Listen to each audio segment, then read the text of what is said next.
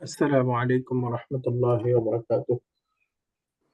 إن الحمد لله والصلاة والسلام على رسول الله، أما بعد فأعوذ بالله من الشيطان الرجيم. بسم الله الرحمن الرحيم. ولا يحسبن الذين يبخلون بما آتاهم الله من فضله هو خيرا لهم بل هو شر لهم سيطوقون ما بخلوا به يوم القيامة ولله ميراث السماوات والأرض والله بما تعملون خبير. بارك الله لنا ولكم في القرآن العظيم ونفعنا وإياكم بالآيات والذكر الحكيم. وقال النبي عليه الصلاة والسلام কি খবর? শুনে যাও। من آتاه الله مالا فلم يؤد زكاته مثل له ماله يوم القيامة شجاعا أقرع له আমার পিছু حفيدتان يطوقه يوم القيامة ثم يأخذ بلهزمتيه يعني بشدقيه ثم يقول أنا مالك أنا كنزك. رواه البخاري أو كما قال النبي عليه الصلاة والسلام. প্রিয় উপস্থিতি, আজকে আমাদের সপ্তম তারাবিতে আজকে থেকেই এক পারা করে পড়া হবে। প্রথম 6 দিন 6টা তারাবিতে 1.5 পারা করে পড়েছি, আজকে থেকে 1 পারা করে পড়া হবে। আজকে 10 নম্বর পারা পুরাটা পড়া হবে। 10 নম্বর পারায় সূরা আনফালের অবশিষ্ট অংশ 41 থেকে 75 পর্যন্ত পড়বো আমরা। আর অবশিষ্ট সূরা তাওবার মধ্যে আমরা 1 থেকে 93 নম্বর আয়াত পর্যন্ত পড়বো। মোটামুটি 2/3 সূরা তাওবার পড়বো। তো আজকের আলোচনায় অনেকগুলো যুদ্ধের বিবরণ আসছে। সূরা তাওবার মধ্যে আমরা জানি আল্লাহ সুবহানাহু ওয়া তাআলা অনেক যুদ্ধের আলোচনা আসছে। সূরা তাওবাটা মূলত যুদ্ধের বিষয়বস্তুই, সেজন্য অনেকগুলো যুদ্ধের বিবরণ আসছে। সূরা আনফালের শেষের দিকে বদর যুদ্ধের বিভিন্ন দিকগুলো আছে। বদর যুদ্ধের মধ্যে মুসলিমদের ঈমানি অবিচলতা, আল্লাহ তাআলার প্রতি তাদের শক্তিশালী বিশ্বাস, আল্লাহর প্রতি দোয়া, এগুলোর ফলে আল্লাহ তাআলা যে তাদেরকে সংখ্যায় কম থাকা, অস্ত্রের সজ্জা অনেক দুর্বল থাকা সত্ত্বেও বিরাট বিজয় দান করেছিলেন, তার বিভিন্ন দিক এই সূরা আনফালের শেষের দিকে আসছে। এখানে মদিনায় 2টা বড় ইহুদি গোত্র ছিল, বনু নাজির, বনু কুরাইজা। এদের মুসলমানদের সাথে চুক্তি ছিল, তারা এই মদিনায় থেকে কোনো মুসলমানদের ক্ষতি করবে না, কারোর হক নষ্ট করবে না।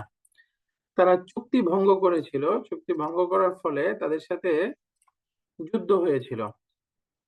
আমরা জানি খন্দক যুদ্ধের পরে নবীজি আলাইহিস সালাম এসে জাস্ট গোসল করতেছিলেন, ওই সময় জিবরিল আমিন এসে বলতেছিল, ইয়া রাসূলুল্লাহ, আপনি এখানে বিশ্রাম করছেন, আমি তো ওই খন্দক থেকে আরেক শত্রু দলকে ভাগাইতে ভাগাইতে আসছি।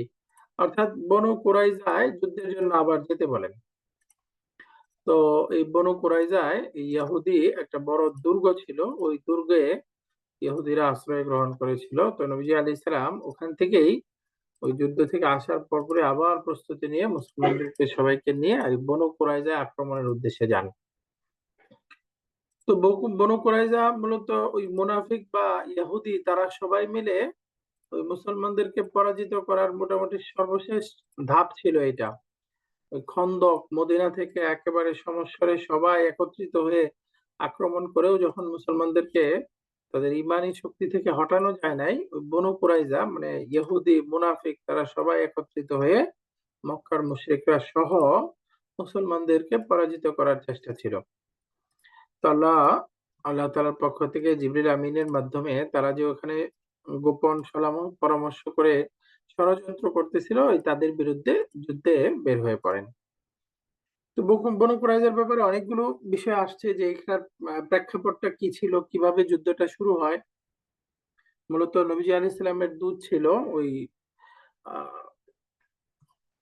এবং ওই এই বনু কুরাইজা এবং বনু নাজির তারা এই চুক্তি ভঙ্গ করেছিল। এর ফলেই মূলত এই যুদ্ধটা সংগঠিত হয়েছিল। নবী আলাইহিস সালাম সহ সবাই যাওয়ার পরে আহ তাদেরকে অবরুদ্ধ করা হয়, তাদেরকে প্রস্তাব দেওয়া হয় তারা যেন আত্মসমর্পণ করে অথবা নিজেদের শিশু মহিলা যারা আছে তাদেরকে হত্যা করে তারা যেন অস্ত্র নিয়ে এসে আক্রমণ করে অথবা তারা যেন যুদ্ধে লিপ্ত হয়। তারা কোনোটাই মেনে নেয় না। অথবা তাদেরকে বলছিল তারা যেহেতু ইহুদি তারা যেন প্রতারণা করে শনিবারে যুদ্ধের জন্য বের হয়, এরকম একটা প্রস্তাব ছিল। তো তারা কোনোটাই গ্রহণ করে নাই। একটা পর্যায়ে ওই একজন সাহাবী ছিল আবু লুবাবা রাদিয়াল্লাহু তাআলা আনহু, ওই আবু লুবাবাকে তারা চায় যে আবু লুবাবা আসুক, তার সাথে আমাদের প্রস্তাব জানাবো। তো আবু লুবাবা রাদিয়াল্লাহু তাআলা আনহু যান, গিয়ে তাদের সব মহিলা বাচ্চারা এসে আবু লুবাবা রাদিয়াল্লাহু তাআলা আনহুর সামনে এসে কান্নাকাটি করতে থাকে। তো তখন ওই সাহাবী আবেগপ্রবণ হয়ে যায়। তখন তারা বলে তুমি কি চাও, দেখো আমরা এইভাবে এখান থেকে হলে যে মুহাম্মাদের সামনে গিয়ে আমরা আত্মসমর্পণ করবো, এটা চাও? তখন সে আর কি ওই আবেগপ্রবণ হয়ে বলে ফেলে। তো সাহাবীরা নবীজি ওই আবু লুবাবাকে ভিতরে দুর্গের ভিতরে পাঠাইছে, অপেক্ষা করতেছে আসবে।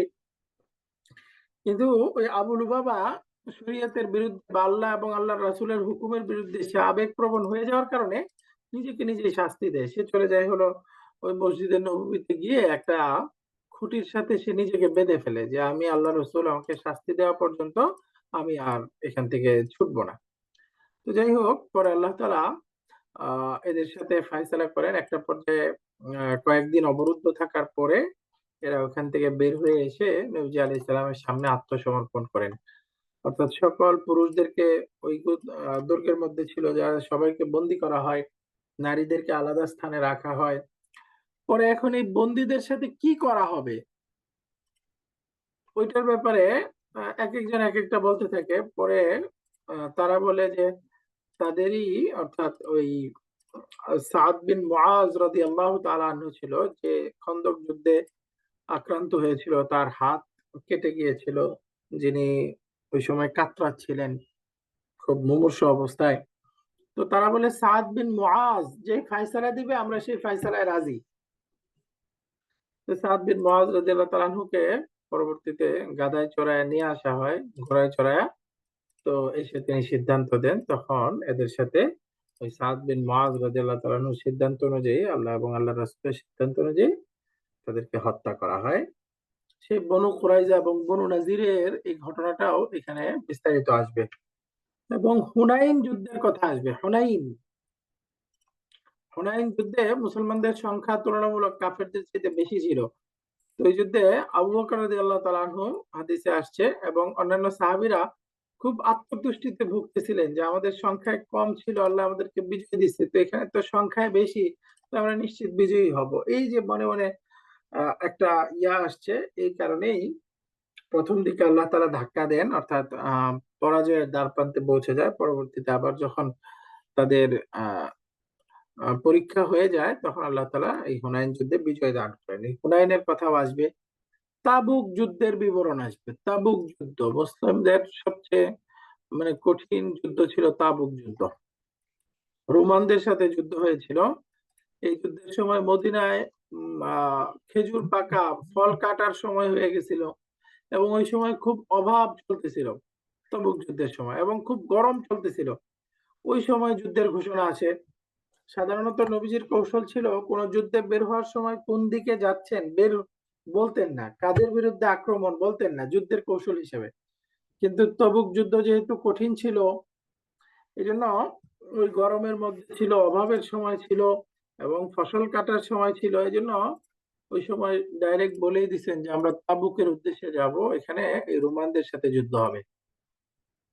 তো তখন অনেক মুনাফিকরা এখান থেকে পিছপা হয়ে যায়, মুনাফিকদের চরিত্র বেরিয়ে আসে এবং অনেক কাফের মুশরিকরা যারা লুকায় লুকায় ঈমান প্রকাশ করতেছিল তারা এখান থেকে বের হয়ে যায়।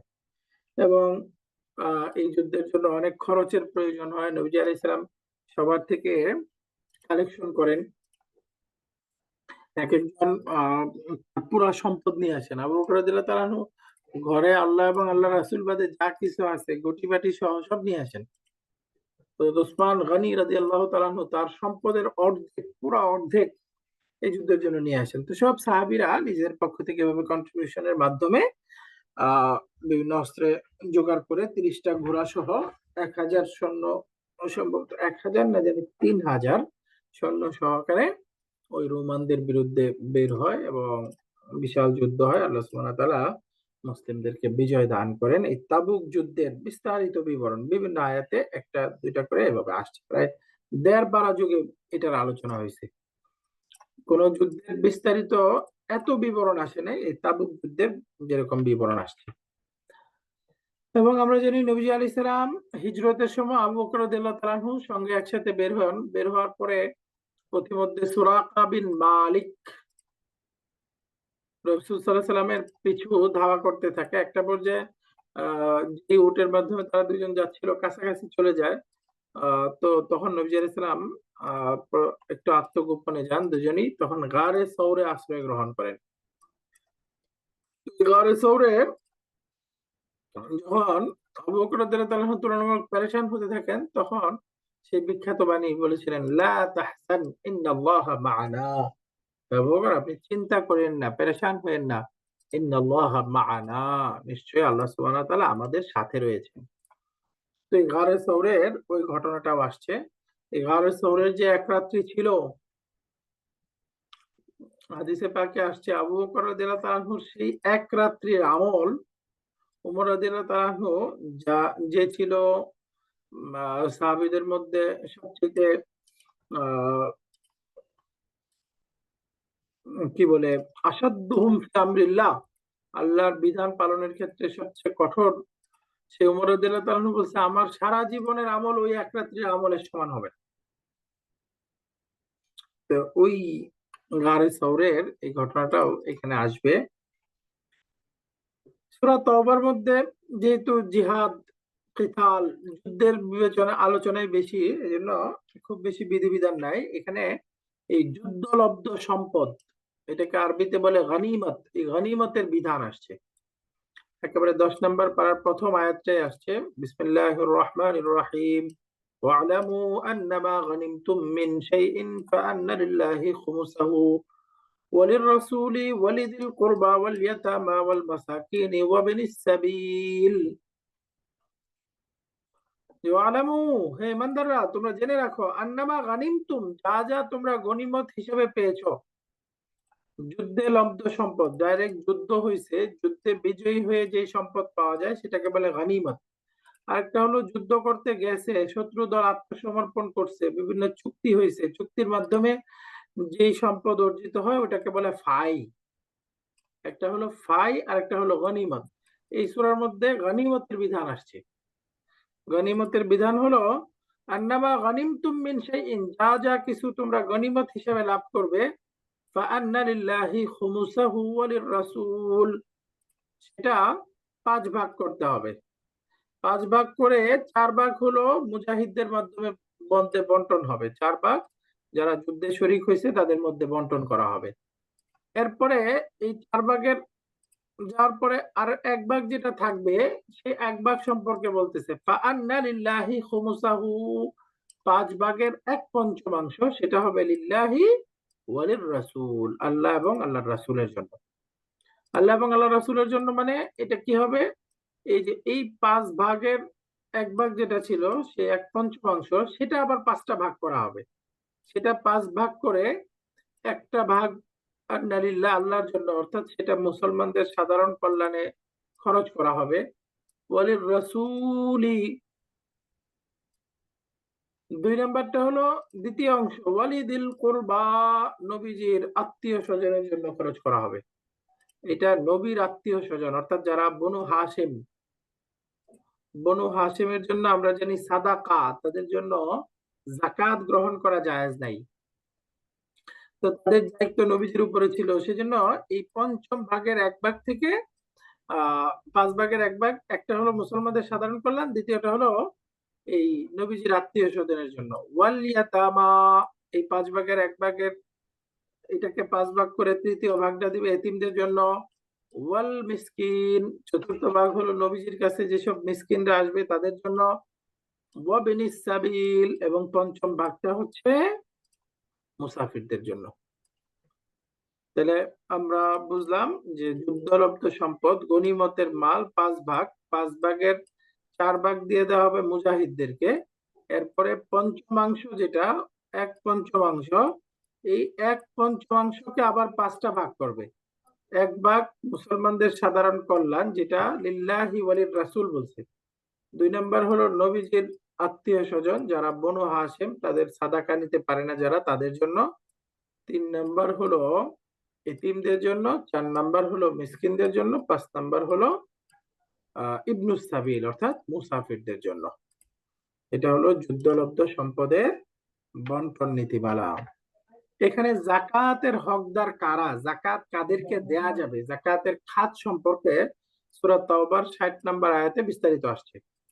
আল্লাহ তাআলা বলছেন, ইন্নামাস সাদাকাতু, নিশ্চয়ই সাদাকা, সাদাকা বলতে ফুকাহায়ে কেরাম বলছেন এটা হলো জাকাত, ফরজ জাকাত, অর্থাৎ নির্দিষ্ট নেসাব পরিমাণ সম্পদ কেউ যদি 7.5 ভরি স্বর্ণ অথবা 52 ভরি রূপা অথবা এর সমপরিমাণ কোন সম্পদের মালিক হয় এবং এর উপরে 1 বছর অতিবাহিত হয়, তাহলে তার উপর জাকাত ফরজ। এই জাকাতটা দিতে হবে কাদেরকে? 1 নম্বর খাত লিল ফুকারা, ফকিরদেরকে। ওয়াল মিসকিন, 2 নম্বর হচ্ছে মিসকিনদেরকে। বাহ্যিকভাবে ফকির এবং মিসকিনের মধ্যে পার্থক্য আছে। ফকির হলো যার কিছুই নাই, যার কিছুই নাই তাকে বলে ফকির। আর মিসকিন মানে হলো তার কাছে সে চলাফেরার জন্য আছে, ঘরবাড়ি আছে, বাকি সে নেসাব পরিমাণ, জাকাতের নেসাব যেটা, ওই নেসাব পরিমাণের সম্পদের চাইতে কম আছে, সে নেসাব পরিমাণ সম্পদের মালিক না। তো এই যে সংজ্ঞা হিসেবে ফকির মিসকিন দুটোর মধ্যে পার্থক্য থাকলেও দুজনেই জাকাতের হকদার, এই দুজনকেই জাকাত দেয়া যাবে। তো 1 নম্বর হলো ফকির, 2 নম্বর মিসকিন, 3 নম্বর হলো ওয়াল আমিলিনা আলাইহা, এই জাকাত কালেক্ট করার ক্ষেত্রে যারা দায়িত্বে থাকবে, কাজ করবে, তাদেরকেও জাকাত দেয়া যাবে। অর্থাৎ জাকাত কালেক্ট করে আনবে, এনে বাইতুল মালে বা ইসলামী রাষ্ট্রে জমা দিবে, ওইখানে ওই জাকাতের টাকা থেকেই তাদের জন্য বেতন দিতে পারবে, নির্দিষ্ট হারে বেতন দিতে পারবে। ওলামায়ে কেরাম বলছেন এটা সর্বোচ্চ 20% হতে পারে। জাকাত 1 লাখ টাকা সে কালেক্ট করছে, এখান থেকে সর্বোচ্চ 20% পরিমাণ তাকে পারিশ্রমিক হিসেবে দেয়া যেতে পারে। ওয়াল মুআল্লাফাতি কুলুবুহুম, চতুর্থ, কারণ আত্মতুষ্টির জন্য খরচ করা যাবে জাকাত, মনতুষ্টি বা ইসলামের দিকে আকর্ষণ করার জন্য খরচ করা যাবে। হাদিসে পাকে এই মুআল্লাফাতি কুলুবুহুম এই ব্যাখ্যাটা মোটামুটি ভাগ করা যায়। এর মধ্যে কিছু ছিল মুসলিম, কিছু ছিল অমুসলিম। মুসলিম যারা, এদের মধ্যে ধনী ছিল, গরিব ছিল, এই উভয় দলকেই আল্লাহ রাসূল সাল্লাল্লাহু আলাইহি ওয়াসাল্লাম মনতুষ্টির জন্য দিয়েছেন। এই মুসলিম ছিল বাকি দরিদ্র, এই দারিদ্রতার কারণে দাওয়াতে সে ইসলামের দিকে আকৃষ্ট হতে পারছে না, তখন তাদেরকে বিভিন্ন ভাবে সাহায্য করা হয়েছে জাকাত থেকে। আবার ধনী, তার আত্মীয় স্বজন বা তার কাছের কোনো প্রয়োজন, এটা যখন তাদেরকে এই জাকাত থেকে দেওয়া হয়েছে, তখন ইসলামের দিকে আকৃষ্ট হয়েছে। তো এই যে ইসলামের শুরুতে এই আকৃষ্ট করার জন্য জাকাতের একটা খাত ছিল, এবং এটা অমুসলিম মুশরিকদেরকেও দেওয়া হয়েছে যারা ইসলামের দিকে আকৃষ্ট হয়। তো এখন এই খাতটা, উলামায়ে কেরাম বলেন, এখন আর এই খাতটা প্রযোজ্য না। তখন মুসলিম ইসলামের প্রথম যুগ ছিল, সংখ্যায় প্রয়োজন ছিল, ওই জন্য এই খাতটা আল্লাহ তাআলা দিয়েছিলেন, বাকি এটা এখন আর না। বাকি আসলে প্রকৃত কথা হলো কোরআন তো সার্বজনীন, এটা আল্লাহ তাআলা জানেন যে এটা ওই যুগে যেরকম দরকার ছিল এখনো দরকার। তো এখনো যদি কোন অমুসলিম মনে হয় যে গরিব, আসলে সে অভাবগ্রস্ত, তাকে যদি আহ পরিমাণ ভেদে ওই জাকাত থেকে খরচ করা হয়, তার সামনে ইসলামের সৌন্দর্য ফুটে ওঠে, এর দ্বারা সে ইসলামের দিকে আকৃষ্ট হয়, ইনশাল্লাহ এটা জায়েজ হবে। আধুনিক স্কলারগণ বলছেন ইনশাল্লাহ এটা জায়েজ হবে। অমুসলিমদেরকে ইসলামের দিকে আকৃষ্ট করার জন্য, তার কাছে ইসলামের সৌন্দর্য ফুটে উঠবে, এই জন্য যদি দেওয়া হয়, ইনশাআল্লাহ আজিজ এটা জায়েজ হবে। যদিও ফতোয়ার কিতাবগুলোতে আছে যে অমুসলিমদেরকে দেওয়া হবে না, বা এই খাতটা এখন আর নাই। তবে এটা শুধুমাত্র ইয়াই না, ওই যে মুসলিমদের ক্ষেত্রেও খেয়াল করা হবে যে এটার ক্ষেত্রে আকৃষ্ট হয়ে যদি তাকে দেয়া যেতে পারে, এবং ইভেন অমুসলিম যদি হয় তাদেরকেও দেয়া যেতে পারে। তো এটা হলো চতুর্থ খাত। 5 নাম্বার ওয়াফির রিকাব। রাকাবা, রিকাব অর্থ হলো গর্দান, গর্দান আজাদ করা মানে হলো গোলাম আজাদ করা। অর্থাৎ নির্দিষ্ট চুক্তিতে থাকে মুকাতাব, এক ধরনের গোলাম আছে যে মালিক বলছে তুমি আমাকে এই পরিমাণ টাকা দিতে পারলে তুমি আজাদ। তো তো ওই টাকা কামাই করতে পারতেছে না, আজাদ হইতে পারতেছে না, তখন সেক্ষেত্রে তাকে যদি ওই যে তার ওই চুক্তি আদায় করে তাকে আজাদ করে দেওয়া হয়, এটাও একটা জাকাতের খাত। তো এখন তো আহ, গোলাম বান্দি এই বিধান নাই, এই প্রচলন নাই, তো সুতরাং এখন এটা ওই যে কেউ অন্যায়ভাবে জুলুমের শিকার হয়ে জেলখানায় বন্দি আছে, বন্দি, এই বন্দি মুক্তির ক্ষেত্রে হতে পারে যে সে অন্যায়ভাবে বন্ধ হয়ে আছে, আবার সে দরিদ্র, সে ওখান থেকে বের হওয়ার সামর্থ্য নাই, বা ওই যে লিগেল ফি আছে যেগুলো, ওগুলো সে পূর্ণ করতে পারতেছে না, তো ওইখানে থাকা অবস্থায় তার পরিবার কষ্ট করতেছে, এমন যদি হয়, দিনদার হয়, জেনে এরকম দিলে ইনশাল্লাহ এই খাতে হবে, দেয়া যেতে পারে। 6 নাম্বার ওয়াল গারিমিনা। গারিমিন মানে ঋণদার। যাকাত আদায়ের ক্ষেত্রে এই ঋণদার, খুব ঋণে ঋণগ্রস্ত হয়ে একেবারে ঋণের বোঝায় ইয়া হয়ে গেছে, এরকম লোকদেরকে ঋণ মুক্তি করার জন্য, ঋণ থেকে মুক্ত করার জন্য তাকে যাকাত দেওয়া যাবে। বাকি খেয়াল করতে হবে, সে আহ, ঋণদার এমন ঋণদার যে সে এখন এই ঋণ পরিশোধ করতে আর সক্ষম না। হ্যাঁ, এমন আছে যে সে অনেক ঋণদার, কোটি কোটি টাকা ব্যাংক থেকে নিয়ে রাখছে, বাকি ওইটা দেওয়ার জন্য তার ব্যবসা ইনভেস্ট করা আছে, বা ওইটা নিয়ে ব্যবসা করতেছে, ওই ঋণ সে নিজেই আদায় করতে পারতেছে, এই ঋণদার উদ্দেশ্য না। অর্থাৎ এমন ঋণদার, সে ঋণ করেছিল হালাল কাজ করার জন্য, কোনো হারাম উদ্দেশ্যে না, ভালো কাজে, পরিবারের প্রয়োজন পূরণে সে ঋণ করেছিল, সে হয়তো চিন্তা করেই নিছে যে আমি এখান থেকে পরিশোধ করব, বাকি ওইখানে ব্যবসায় লস খাইছে বা কোনো কারণে সে ক্ষতিগ্রস্ত হয়েছে, ওই খাতটা বন্ধ হয়ে গেছে, এই জন্য ঋণ পরিশোধ করতে পারছে না। এমন ঋণদার যারা আছে তাদের ঋণ মুক্তির জন্য জাকাত দেয়া যাবে। এই ঋণগ্রস্তরা হচ্ছে জাকাতের 6 নাম্বার হকদার।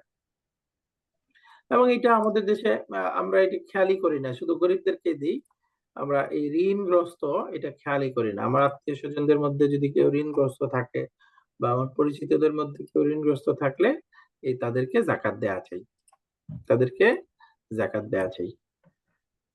এবং সপ্তম হচ্ছে ওয়াফি সাবিলিল্লাহ, আল্লাহর রাস্তায়। আল্লাহর রাস্তায় এটার প্রাথমিক মেজদাক তো হলো যারা আল্লাহর রাস্তায় জিহাদে আছে, মুজাহিদ ফি সাবিলিল্লাহ। বাকি এখন উলামায়ে কেরাম বলছেন যে দ্বীনি প্রতিষ্ঠান যেগুলো আছে, যারা এখন জিহাদের মধ্যে একটা জিহাদ তো এটাও কলমের জিহাদ,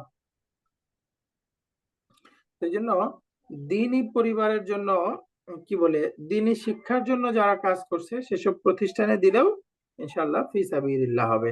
এমনকি কারোর একটা আহ, একটা গরিব এলাকা, ওইখানে পানির ব্যবস্থা দরকার, ওইখানে নির্দিষ্ট পানির ব্যবস্থা করে দেওয়া হয়েছে, একটা পুল দরকার, পুল করে দেওয়া হয়েছে, এই আল্লাহর সন্তুষ্টির জন্য এরকম যে কোনো দাতব্য কাজে খরচ করলে এটাকে ওলামা একরাম ফি সাবিলিল্লাহ বলছেন। বাকি ফিকহার কিতাবে আছে ফি সাবিলিল্লাহ মানে হলো মুজাহিদদের জন্য। হ্যাঁ, মুজাহিদদের জন্য প্রথম তবকায়, এক্ষেত্রে দ্বীনি প্রতিষ্ঠান, এক্ষেত্রে বিভিন্ন দাতব্য কাজে দেওয়া, এটাও ইনশাল্লাহ ফি সাবিলিল্লাহর অন্তর্ভুক্ত হবে। বাকি এক্ষেত্রে বিতর্ক আছে। আমাদের হানাফি মাযহাবের ফতোয়া হলো যে জাকাত দেওয়ার ক্ষেত্রে কাউকে মালিক বানিয়ে দিতে হবে। জাকাত যাকে দিচ্ছে, যে জাকাতের খাত যেগুলো, তাদেরকে মালিক বানিয়ে দিতে হবে। হ্যাঁ, এই মালিক তো ওই যে প্রথম 6টা যেগুলো বললাম, এগুলোতে তো মালিক বানিয়ে দেওয়া যাবে, কিন্তু এই যে ফি সাবিলিল্লাহ, ওইটা মুজাহিদকে দিলে মালিক বানানো যাবে, কিন্তু কোনো প্রতিষ্ঠানকে দিলে তখন মালিক বানানো ছাড়া হবে কিনা, হানাফি ফতোয়া হলো না, তখন মালিক বানায় না দিলে জাকাত আদায় হবে না। বাকি অন্যান্য ফতোয়া, অন্যান্য উলামা ইকরাম বলছেন না, ওই প্রতিষ্ঠানে দিলে তখন এই মালিক বানানোটা শর্ত না, বরঞ্চ এই দাতব্য কাজে খরচ হচ্ছে, কল্যাণমুখী কাজে খরচ হচ্ছে, এটাতে ইনশাআল্লাহ জাকাত আদায় হয়ে যাবে। ফি সাবিলিল্লাহ। এবং সর্বশেষ হচ্ছে ওয়াবনিস সাবিল, মুসাফিরদের জন্য। অনেক সময় একজন ধনী মানুষ সফরে গেছে, সফরে গিয়া তার টাকা পয়সা শেষ হয়ে গেছে কোনো কারণে, এখন সে অভাবে পড়ে গেছে, ফিরতে পারতেছে না, ওই যে তার জন্য সাময়িক সহযোগিতার জন্য ওই মুসাফিরকেও জাকাতের টাকা থেকে জাকাত দেওয়া যাবে। হ্যাঁ, সে যদিও নেসাবের মালিক, সে এখন সফর অবস্থায় নাই, বাকি সে বাড়িতে ধনী মানুষ, তাকে জাকাত দেওয়া যাবে। সে বাড়িতে ধনী মানুষ কিন্তু এখন সফর অবস্থায় সে আটকে গেছে। এইটা এখন আমাদের সময়ে মোটামুটি একেবারেই কাজে আসবে না, কারণ হলো এখন ওই যে ব্যবস্থা আছে, ক্রেডিট কার্ড, ডেবিট কার্ড, এরপরে এই বিভিন্ন মোবাইল ব্যাংকিং ইত্যাদি, ওইগুলো দিয়ে পূর্ণ করতে পারবে, তাই না? তো এই জন্য এই অষ্টম খাতটা মোটামুটি আমাদের এখন খুব বেশি প্রয়োজন পড়বে না। তো এই 8টা খাত, ফাকির, মিসকিন, জাকাত আদায়ে, কর্মচারী, ওয়াল মুআল্লাফাতি কুলুবুহুম, আত্মতুষ্টির জন্য, মনতুষ্টির জন্য, ওয়াফির রিকাব, গোলাম আজাদ, এখানে আমি বলছিলাম যে বিভিন্ন আসামিকে মুক্ত করা, ওয়াল গারিমিন, ঋণগ্রস্ত, ওয়াফি সাবিলিল্লাহ, আল্লাহর রাস্তায়, অর্থাৎ মুজাহিদদের জন্য খরচ করা, দ্বীনি প্রতিষ্ঠানে খরচ করা, বিভিন্ন দাতব্য কাজে খরচ করা, ওয়াবনিস সাবিল, এবং মুসাফিরদের জন্য খরচ করা। আল্লাহ বলছেন ফারিদাতাম মিনাল্লাহ, এটা আল্লাহর পক্ষ থেকে ফরজ। ওয়াল্লাহু আলিমুন হাকিম, আল্লাহ তাআলা হচ্ছেন আলিম, সব জানেন, হাকিম, তিনি প্রজ্ঞাময়, কাকে দিতে হবে, কাকে কতটুকু দিতে হবে, এটা আল্লাহ তাআলাই ভালো জানেন। তো সুতরাং ইন্নামা দিয়ে যেহেতু এখানে স্পেসিফিক নির্দিষ্ট করে দেওয়া হয়েছে, সুতরাং আমাকে যাকাত আদায় করতে হলে এই 8 খাতেই দিতে হবে। এর বাইরে যদি কেউ যাকাত আদায় করে তাহলে তার যাকাত আদায় হবে না। এখানে একটা বিধান আসছে যে কোনো অমুসলিম, কোনো মুশরিক বাইতুল্লাহে প্রবেশ করতে পারবে না। ইয়া আইয়ুহাল্লাযীনা আমানু ইন্নামাল মুশরিকুনা নাজাসুন, হে ঈমানদাররা জেনে রাখো মুশরিকটা হচ্ছে নাপাক।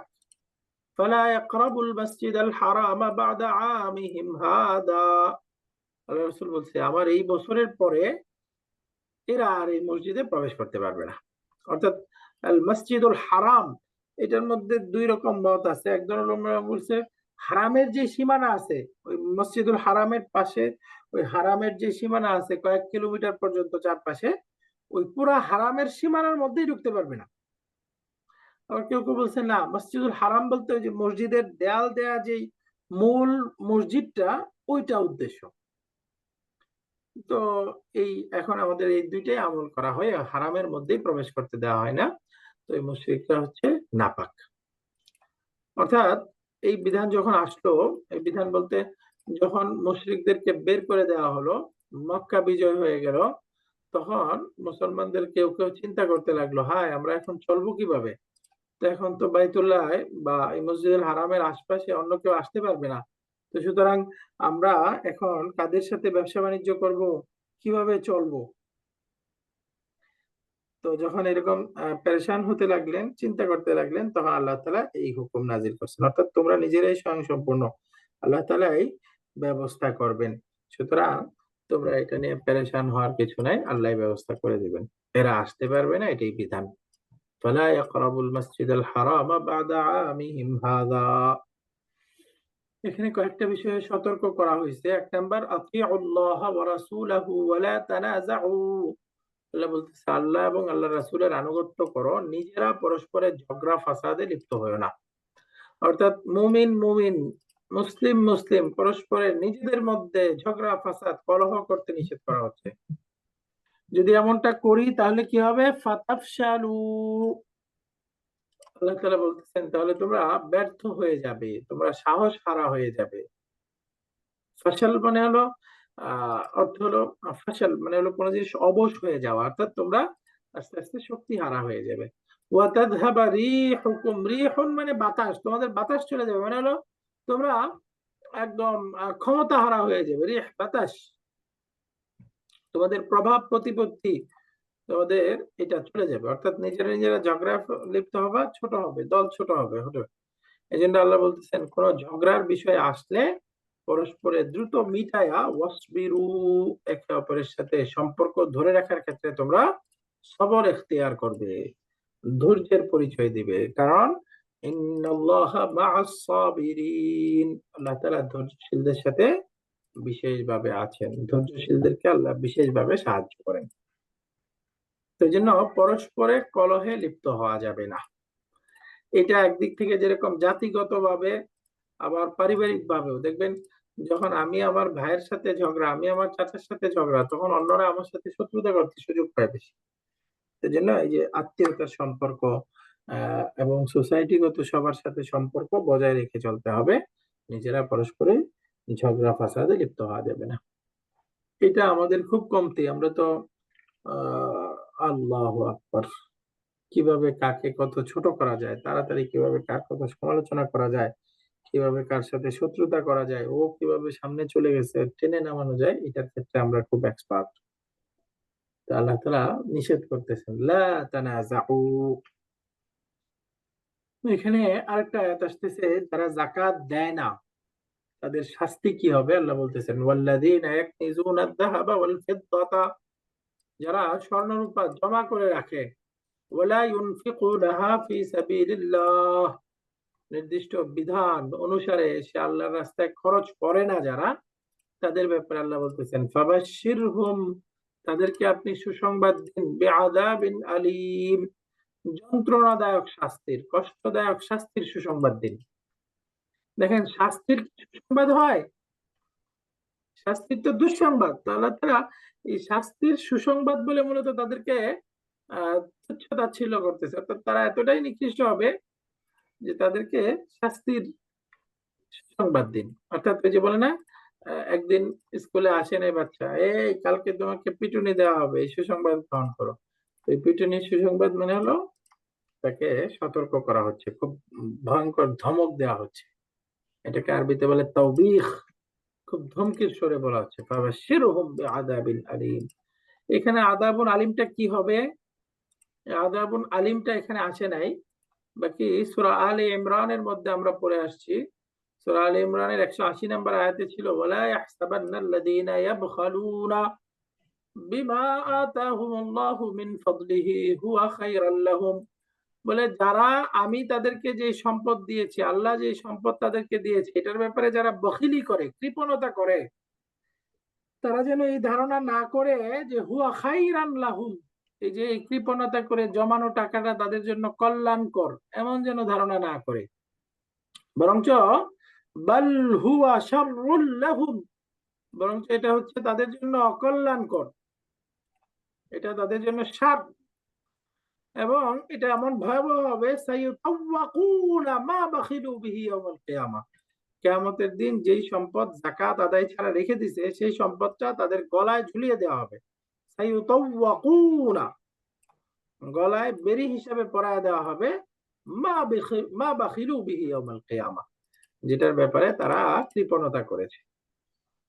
সম্মানিত উপস্থিতি, এজন্য আমাদেরকে যাকাত আদায় করা আবশ্যক, যাকাত আদায় করা আবশ্যক। সহিহ বুখারীতে 1403 নাম্বার হাদিস, আবু হুরায়রা রাদিয়াল্লাহু তাআলা আনহু থেকে বর্ণিত হয়েছে, ক্বালা রাসূলুল্লাহ সাল্লাল্লাহু আলাইহি ওয়াসাল্লাম, রাসূল সাল্লাল্লাহু আলাইহি ওয়াসাল্লাম বলেছেন, মান আতাহুল্লাহু মালান, আল্লাহ যাকে মাল দিয়েছে, ফালাম ইউআদ্দি যাকাতাহু, কিন্তু যাকাত ফরজ হওয়ার পরেও সে যাকাত আদায় করে নাই, মুসিলা লাহু মালুহু ইয়াউমাল কিয়ামাতি শুজাআন আকরা, কিয়ামতের দিন তার সম্পদকে একটা সাপের আকৃতিতে, ভয়াবহ শুজাআন, একটা সাপের আকৃতিতে তার সামনে দেয়া হবে।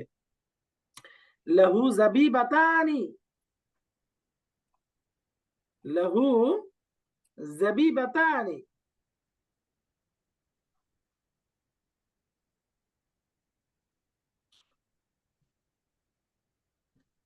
সাপটির দুইটা দিক থাকবে।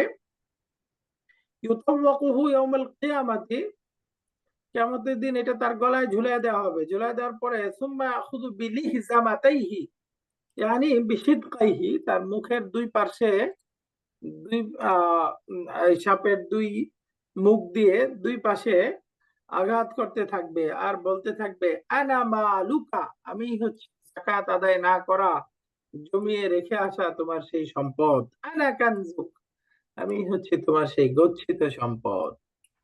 তখন এভাবে এই সাপ দংশন করতে থাকবে তাকে। তো সম্মানিত উপস্থিতি, আমরা এই আল্লাহর বিধান, এই আর্থিক বিধানটা পালন করবই না কেন? এখানে আমাদেরকে তো আল্লাহ সুবহানাহু ওয়া তাআলা বারবার সতর্ক করে দিচ্ছেন, মিম্মা রাযাকনাহুম, তোমরা খরচ করো যেটা আমি তোমাদেরকে দিয়েছি। আমি দিয়েছি মানে কি, আমাদেরকে সাময়িক দুনিয়াতে আল্লাহ তাআলা ম্যানেজার বানিয়ে দিয়েছেন। একটা কোম্পানির ম্যানেজার সাহেব মাস শেষে মালিকের হুকুম অনুযায়ী এমপ্লয়ারদেরকে বেতন দিবে, বেতন সাইন করে দিবে, তার কি কোনো অসুবিধা আছে?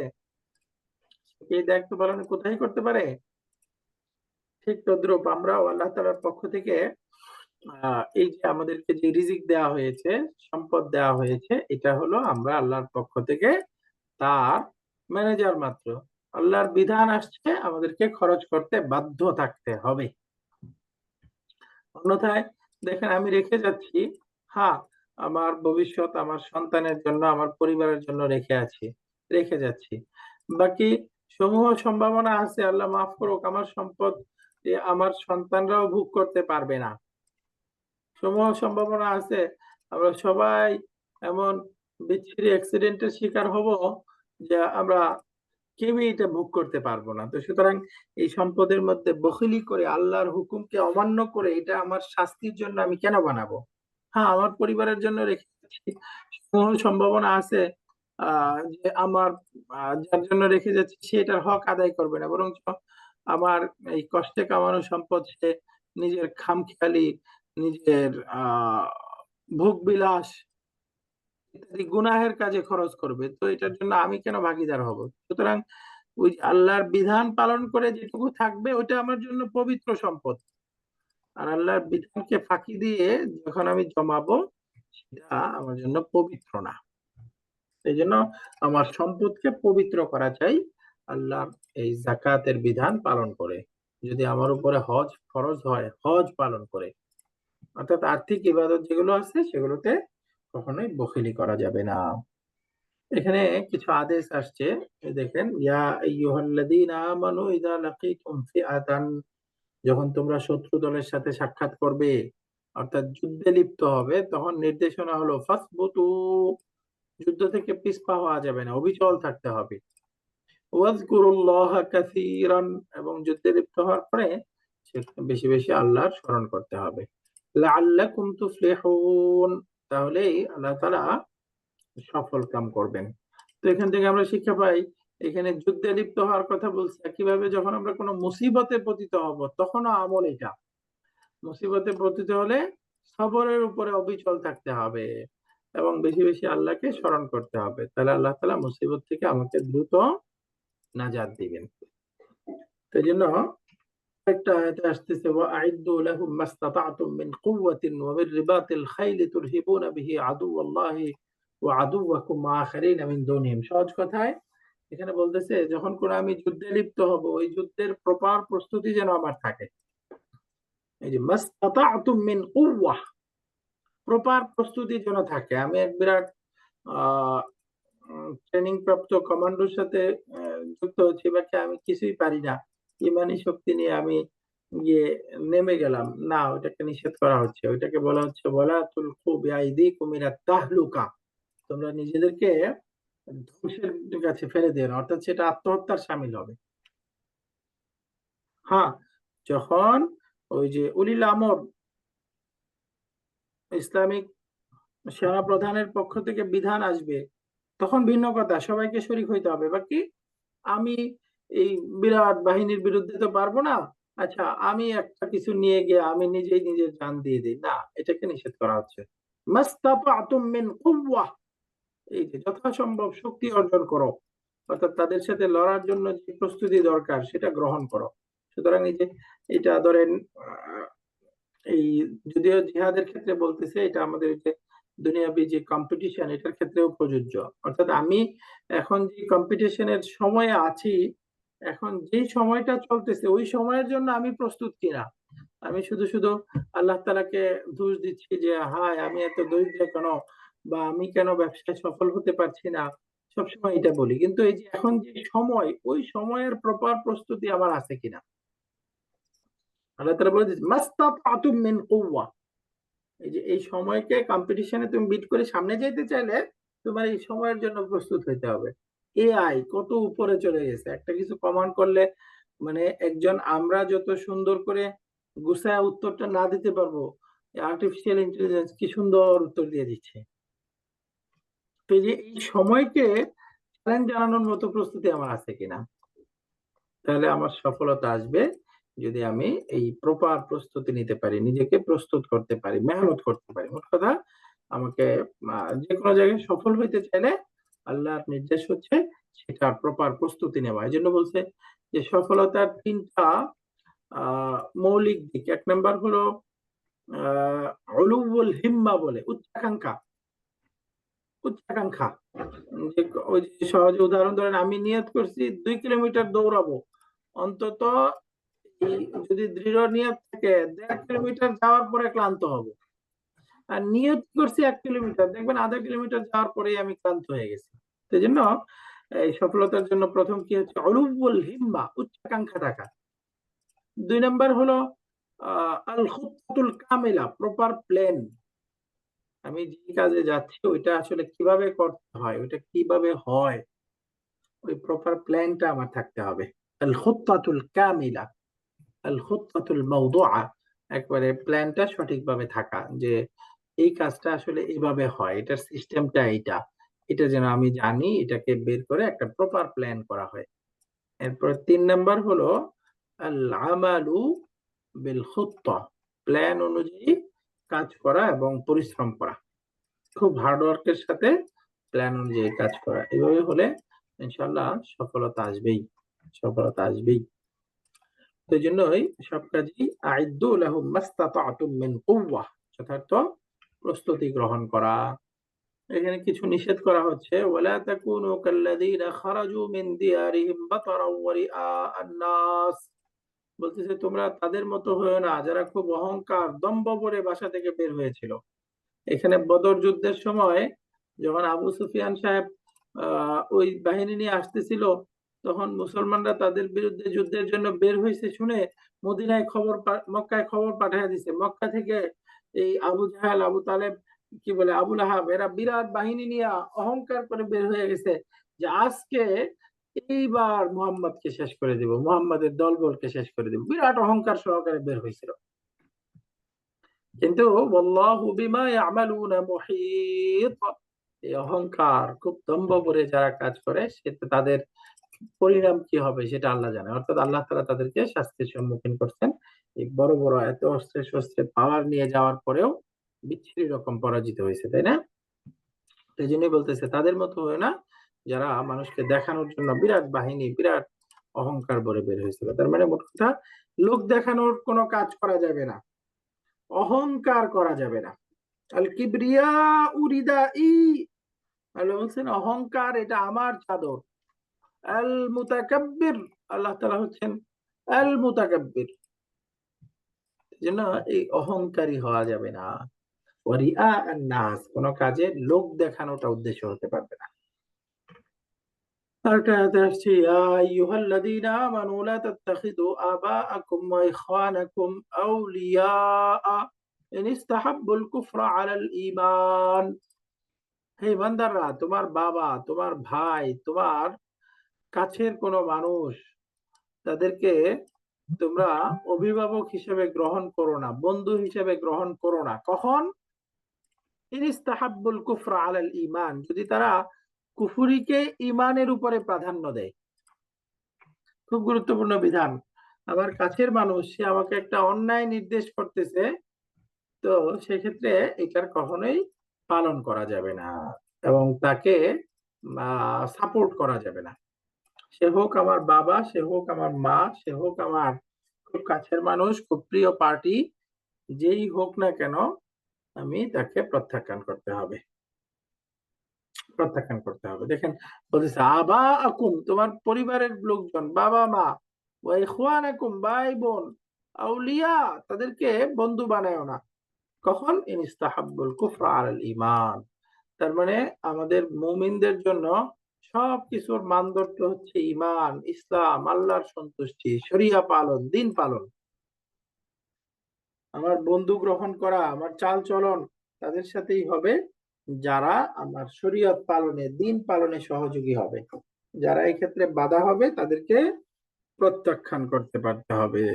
কারণ এই যে বলতেছে ওমাই ইয়াতাওয়াল্লাহুম মিনকুম ফাউলাইকা হুমুয যালিমুন, এই যে তারা জালেম হিসেবে গণ্য হবে যদি এটা করে, অর্থাৎ তাদেরকে বন্ধু বানায়। এখানে মুনাফিক এবং কাফের তাদের জানাজা পড়া যাবে না। আল্লাহ রসুলকে আল্লাহ তাআলা নির্দেশ দিচ্ছেন, ওয়ালা তুসাল্লি আলা আহাদিম মিনহুম মাতা আবাদান ওয়ালা তাকুম আলা কাবরিহি। এই যে তাদের কারোর উপর আপনি সালাত আদায় করবেন না, অর্থাৎ জানাজা পড়বেন না। তাদের কারো বলতে এখানে উদ্দেশ্য হলো মিনহুম মানে মিনাল মুনাফিকিন, মিনাল মুশরিকিন, মিনাল কাফিরিন। এদের মধ্য থেকে কেউ মারা গেলে এদের জানাজা আপনি পড়তে পারবেন না। আবাদান, কখনোই না। লা তুসাল্লি আবাদান, কিছুতেই আপনি করবেন না। ওয়ালা তাকুম আলা কবরি, এবং তাদের কবরের কাছে দাঁড়াবেন না, অর্থাৎ আলাদা করে তাদেরকে সম্মান প্রদর্শনের কিছু নাই। তাদের কবরের উপর দাঁড়াবেন না, অর্থাৎ ওই তাদের কবরে দোয়া করবেন, তাদের জন্য ইস্তেগফার করবেন, এর কোনো সুযোগ নেই। আমাদের দেশে কোন নিয়ম চলে বা যত সেকুলার কান্ট্রি আছে, ইসলামিক শাসন ব্যবস্থা যেখানে নাই, আমাদের কি কি বিচ্ছিরি নিয়ম আছে। বিভিন্ন দিবসে ওই আমাদের যারা দেশের জন্য জীবন দিছে বা যারা কাজ করছে তাদের জন্য দাঁড়া 2 মিনিট নীরবতা। আল্লাহ মাফ করুক, নীরবতা কেন? ওই সময় আমরা সূরা ফাতিহা পড়ি, ওই সময় সূরাতুল ইখলাস পড়ি, তাদের জন্য একটু সওয়াব হবে। তো নীরবতা, ওটা কোন নিয়ম? এটা কাদের বানানোর নিয়ম আল্লাহ জানে। এরপরে ওই যে তাদের কবরে গিয়ে ফুল দিতেছি, এবং ফুল দেওয়ার ক্ষেত্রে যেটা কাফের মুশরিক কে কি কিছু খেয়াল নেই। তো এগুলো কোরআনের নির্দেশ না করতে হবে। ওয়ালা তুসাল্লি আলা আহাদিম মিনহুম মাতা আবাদান ওয়ালা তাকুম আলা কবরি ইন্নাহুম কাফারু বিল্লাহি ওয়া রাসূলিহি ওয়া মাতু ওয়া হুম ফাসিকুন। আলহামদুলিল্লাহ, আজকে আমরা এই দশম পারার অধীনে এই বিষয়গুলোই পড়বো। আপনারা একটু পড়ে নিবেন। আজকে শুক্রবার হিসেবে আমাদের ক্লাসটা পরে হলো, আর আরো কিছু বিষয় আপনারা পেয়ে যাবেন ইনশাআল্লাহ। তো আজকে যা যা পড়লাম, আজকের কোনো বিষয় অথবা কোনো বিষয়ে কারো কোনো প্রশ্ন আছে? হুজুর আসসালামু আলাইকুম। ওয়ালাইকুম আসসালাম ওয়া রাহমাতুল্লাহি ওয়া বারাকাতুহু। জালালউদ্দিন। হুজুর আমার একটা প্রশ্ন, সেটা হলো যে আমার একটা বাসা আছে, সে বাসাটা ভাড়া দেওয়া আছে, একটা ফ্ল্যাট। সেখান থেকে আমি মাসে 7-10 হাজার টাকা ভাড়া পাই। তো ওইটির উপরে, ওই ফ্ল্যাটের উপরে কি জাকাত হবে কিনা? ফ্ল্যাট যে আমি যে টাকা দিয়ে কিনলাম, আমি সরকারি টাকা পাওয়ার পরে ওই টাকা দিয়ে ফ্ল্যাটটা কিনছি আর কি। বুঝতে পেরেছি। ওইটা হলো বিধান হলো জাকাত আসবে। জাকাত যুক্ত সম্পদ হলো তিনটা। এক নাম্বার হলো স্বর্ণ রূপা, 2 নাম্বার হলো নগদ টাকা, 3 নাম্বার হলো ব্যবসায়িক সম্পদ। এই তিনটার উপরে জাকাত আসবে। তো ওই যে ফ্ল্যাট, ওইটা যদি আপনি ব্যবসায়ের নিয়তে কিনেন, যে এখন আপনি কথার কথা 1 লাখ টাকা দিয়ে কিনছেন, যখন এটার দাম বাড়বে, আপনি কাস্টমার খুঁজতেছেন, আপনি আপনি 1,20,000-এ বিক্রি করে দিবেন, এরকম ব্যবসায়িক নিয়তে করলে, ওটা যদি ব্যবসায়িক সম্পদ হয় তাহলে তার উপরে জাকাত আসবে। আর যদি ব্যবসায়িক না হয়, ব্যবসা করার উদ্দেশ্য না হয়, তাহলে সেক্ষেত্রে এটার উপরে জাকাত না, আসবে। ওদের তো মনে মনে কিছুটা আছে, কিন্তু তাহলে ওইটা কি জাকাত প্রতি বছর দিতে হলে যে টাকা দিয়ে কিনছি সেই টাকার উপরে দিতে হবে? বাজার মূল্য এখন যেটা। ও, এখনকার বাজার মূল্য, ফ্ল্যাটের যে Right. বাজার মূল্য হবে। হ্যাঁ, মানে আপনি কিনছেন এই নিয়তে যে আপনি বিক্রি করে দিবেন, এটা আপনি ওই যে ভাড়া দিয়ে, ওই ভাড়া থেকে পরিবারের ব্যয় নির্বাহ হবে, এরকম নিয়ত না, ব্যবসার নিয়ত। এরকম হলে এটা তাহলে জাকাত আসবে, এবং জাকাত দিবেন বর্তমান বাজার মূল্য হিসেবে। এখন বাজার মূল্য কেনার কত? সময়, ওদের কেনার সময় তো এই নিয়েতেই কিনছি যে ওখান থেকে আমার কিছু আয়ের দরকার, যা দিয়ে আমি সংসার চালাইতে পারি, সেইভাবেই হ্যাঁ, তাহলে চালাচ্ছি। তো এটা ব্যবসার নিয়ত না। ব্যবসা মানে ধরেন ধরেন ওই যে কথা কথা রিয়েল এস্টেট ব্যবসা করে না, যে আমি জি ওখানে জি। একটা, এখন ওই ফ্ল্যাটটা কিনতেছি, আমি বুঝতেছি যে এটার দাম দ্রুতই বাড়বে, আমি বিক্রি করে দিব, তারপর আরেকটা কিনবো, ওটা বিক্রি করে দিব, আবার এরকম যেটা, না, ওইটার উপরে ওই জাকাত রকম আসবে। না, কিন্তু কিন্তু একটা সময় তো আসবে যে নিশ্চয়ই হয়তো 5 বছর 10 বছর পরে হয়তো না, বিক্রি করে ওইটা দেওয়া ওইটা না, লাগবে। ওইটা না, ওইটা হলে জাকাত আসবে না। ওইটা তো ওই যে সম্পদ থাকলে প্রয়োজন পড়লে বিক্রি করতে হবে, ওটা সবটার জি, ক্ষেত্রে এটা আছে। বুঝতে পারছি। তাহলে আরেকটা প্রশ্ন হুজুর, সেটা হলো যে আমার খুব নিকট আত্মীয় আছে, দেখা গেল যে তার হয়তো নিজের চলে না, সংসার চলে না, তার হয়তো কিছু জমি জমাও আছে।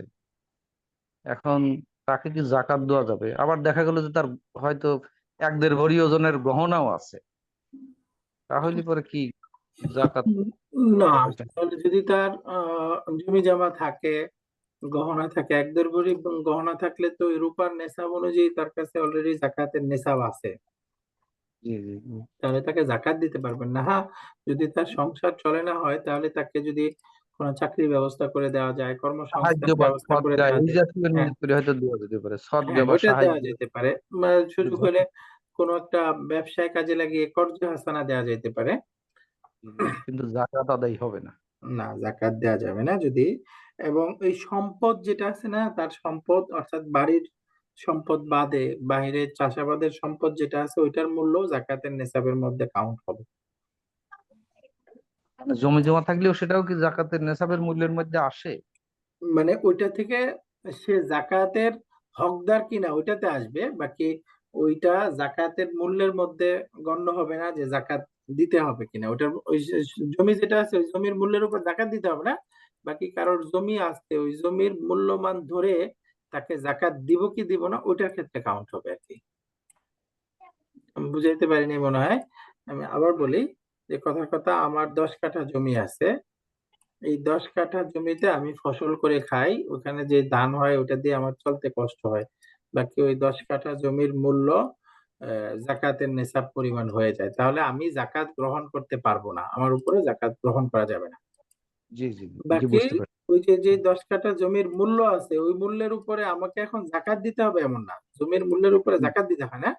বাকি না ওই না, মূল্যটাকে উনাকে আমি জাকাত জাকাত, দিতে হবে না, কিন্তু আমি উনাকে দিতে পারবো না জাকাত, হ্যাঁ উনার আমি ওটা জাকাত নিতে নেওয়া। পারবো না, আমার ওই সম্পদটা আছে মানে আমি নিতে পারবো না। জি জি, বুঝতে পারছি। জি।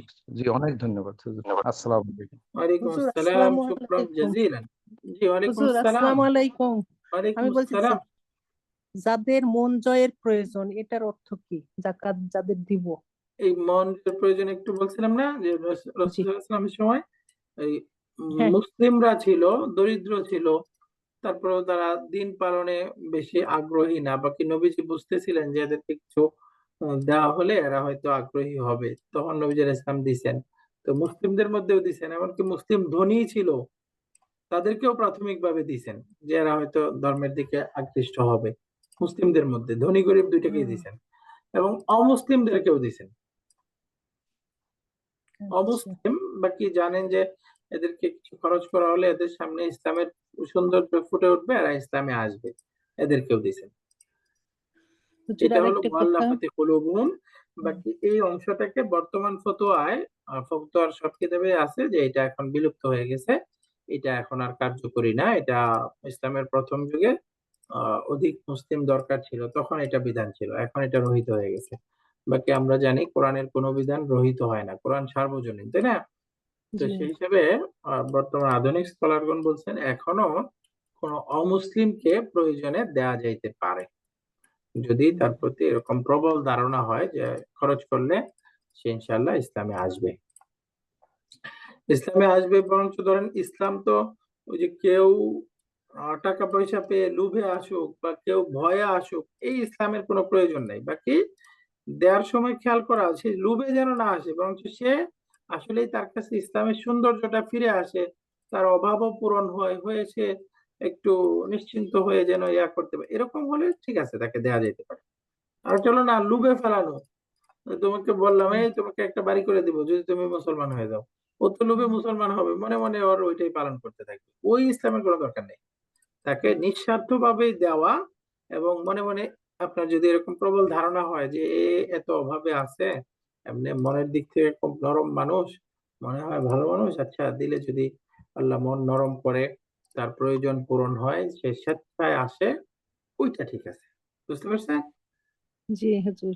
হুজুর আর একটা প্রশ্ন। আমার এক প্রতিবেশী গ্রামের মহিলা হুজুর, মানে সে নামাজ টামাজ অন্যকে এরকম পড়াতে পারে, পড়ায়, আমিও পড়ছি ওনার কাছে। ওনার অবস্থা, স্বামী তেমন কাজ টাজ করতে পারে না, কিন্তু বাড়ির ঘর ইটের তৈরি, বুঝছেন।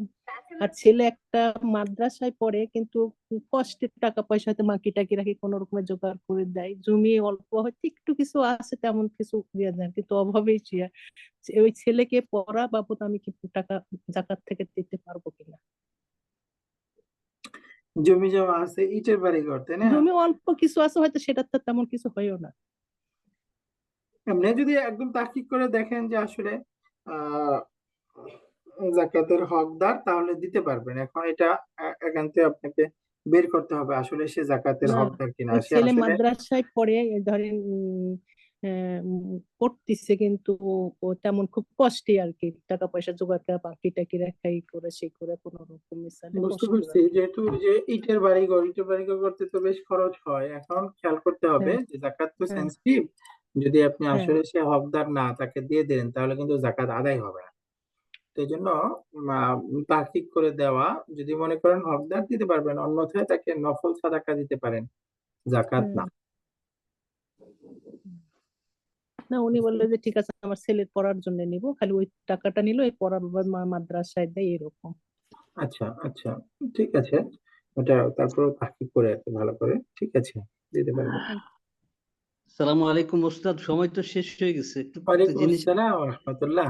জি স্যার, সময় শেষ। একটু বিরক্ত করতে চাই, 1 মিনিট। G please.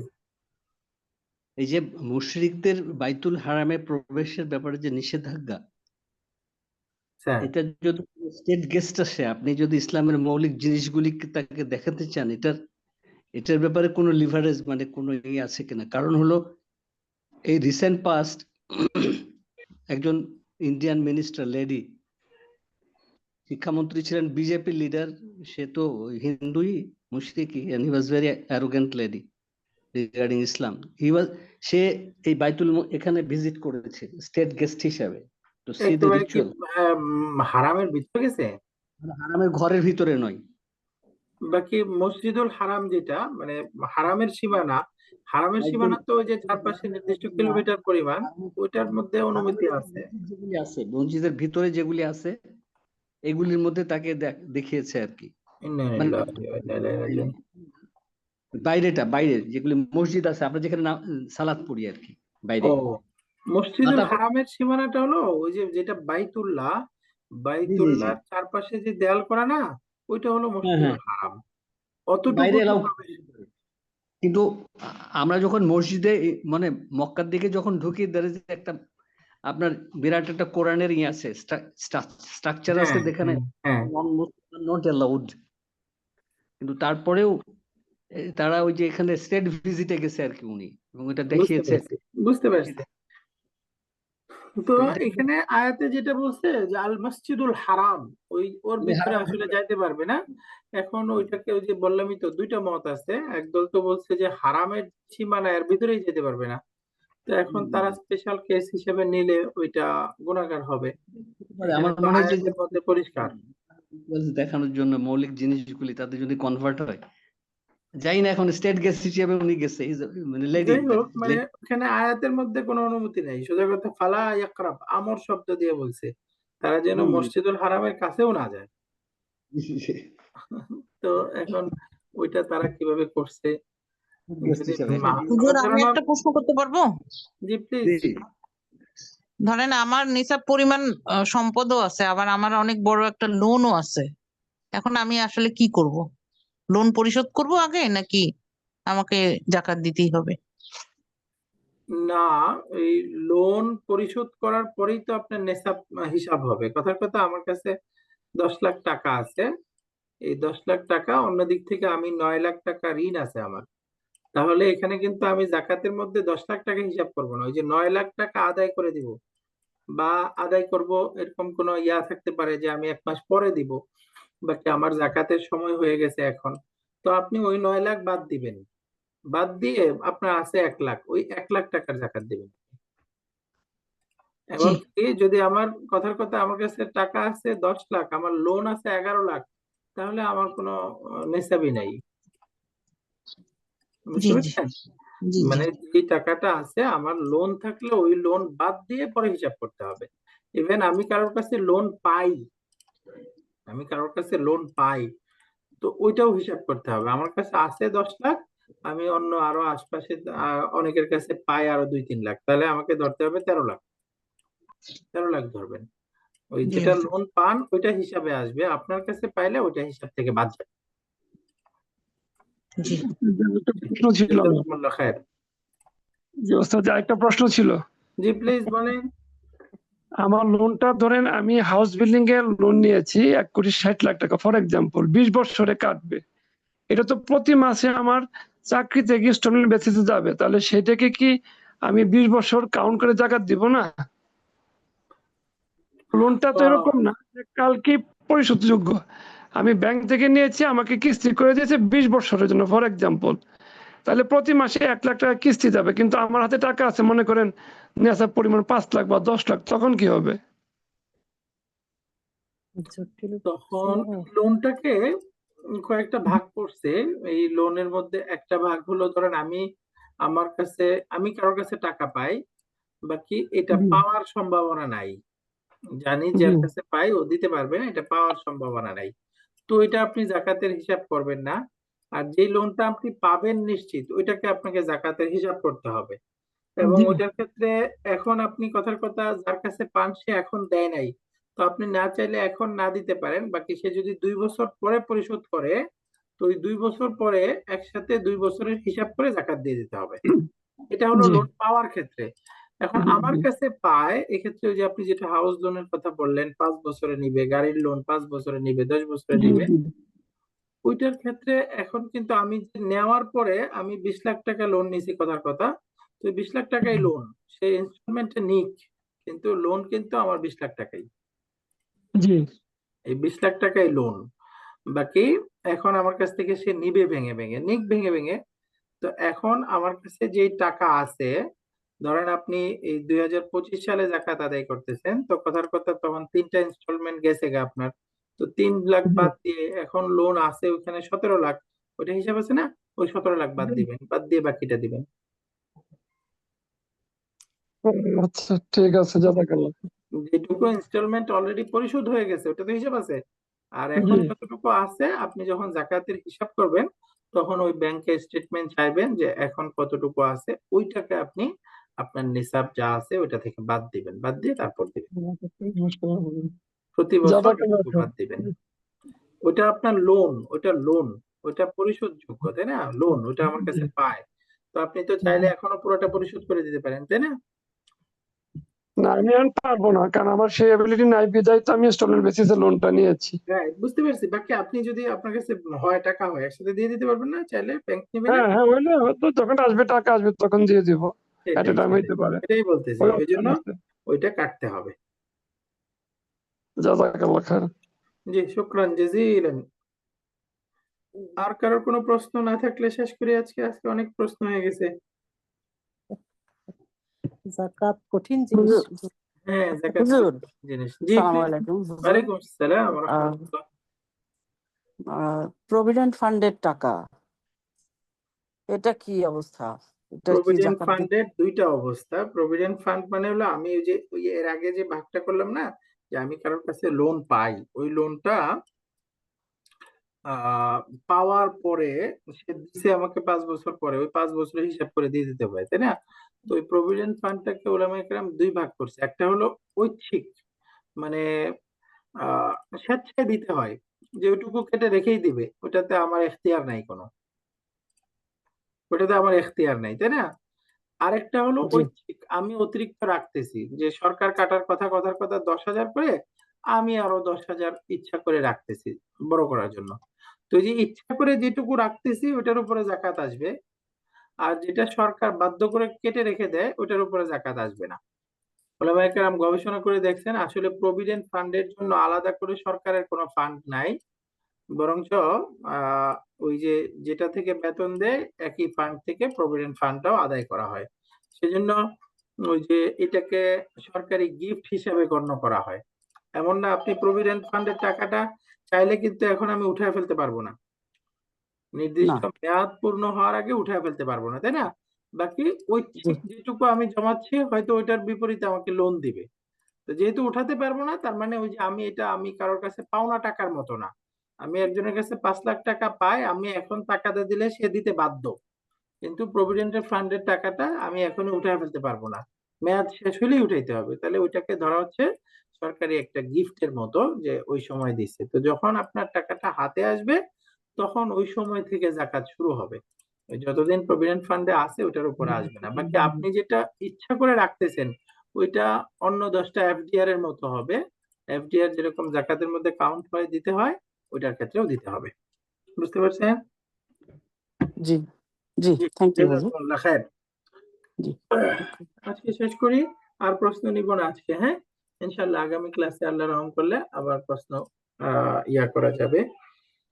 জাযাকুমুল্লাহ খায়ের। আজকে যেটুকু পড়লাম আল্লাহ আমাদেরকে আমল করার তৌফিক দান করেন এবং আমাদের সালাত, তারাবি, রমাদান, কিয়ামুল লাইল, সাহারি, ইফতার সবকিছু কবুল করেন এবং রমাদান উপলক্ষে আমরা প্রতিদিন চেষ্টা করব একটা ভালো কাজ করতে।